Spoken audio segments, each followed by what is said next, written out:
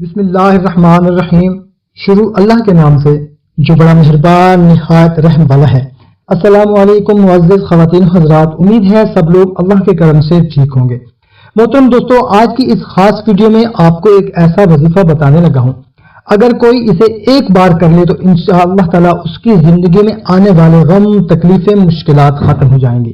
اگر کوئی بیمار یہ پڑھ کر کرے تو انشاءاللہ تعالی بیمار کے لیے صحت کی راہیں بن جائیں گی، اور اگر کوئی بے اولاد کے لیے اسے کرے گا تو انشاءاللہ تعالی اسے اللہ تعالی اولاد کی نعمت عطا کریں گے۔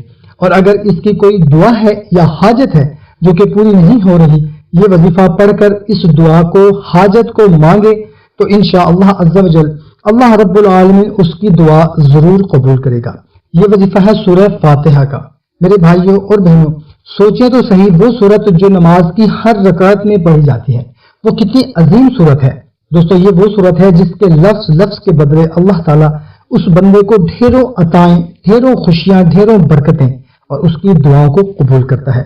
تو میرے بھائیوں اور بہنوں، وظیفہ آپ نے اس طرح کرنا ہے کہ قرآن پاک کو کھول کر سورہ فاتحہ کو نکال لیں اور اس پر اپنی انگلی رکھنی ہے اور پورے 100 مرتبہ سورہ فاتحہ کو پڑھنا ہے۔ علماء کرام فرماتے ہیں جو بندہ 100 بار اکٹھا سورہ فاتحہ کو پڑھتا ہے، اس کے بعد جو بھی دعا مانگتا ہے اللہ رب العالمین اس کی دعا پوری فرما دیتا ہے۔ سبحان اللہ۔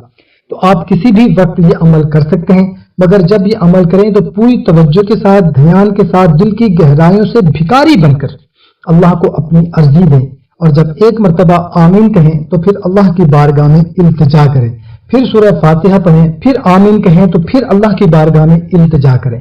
میرا ایمان ہے کہ سورہ فاتحہ کو پڑھ کر دعا کی جائے تو دعا قبول ہوتی ہے، سورہ فاتحہ کو پڑھ کر دم کیا جائے تو بیماری ختم ہوتی ہے، اور اس کو پڑھنے سے ہر تکلیف، غم، پریشانی دور ہو جاتی ہے۔ انشاءاللہ تعالی ہر مسئلہ حل ہو جائے گا۔ تو میرے بھائیوں اور بہنوں، اس کو زیادہ سے زیادہ اپنے رشتہ داروں کے ساتھ شیئر کریں تاکہ ان کو بھی فائدہ ہو سکے۔ ہمیں اجازت ملتے ہیں ایک نئی ویڈیو میں، اپنا خیال رکھیے گا۔ اللہ حافظ۔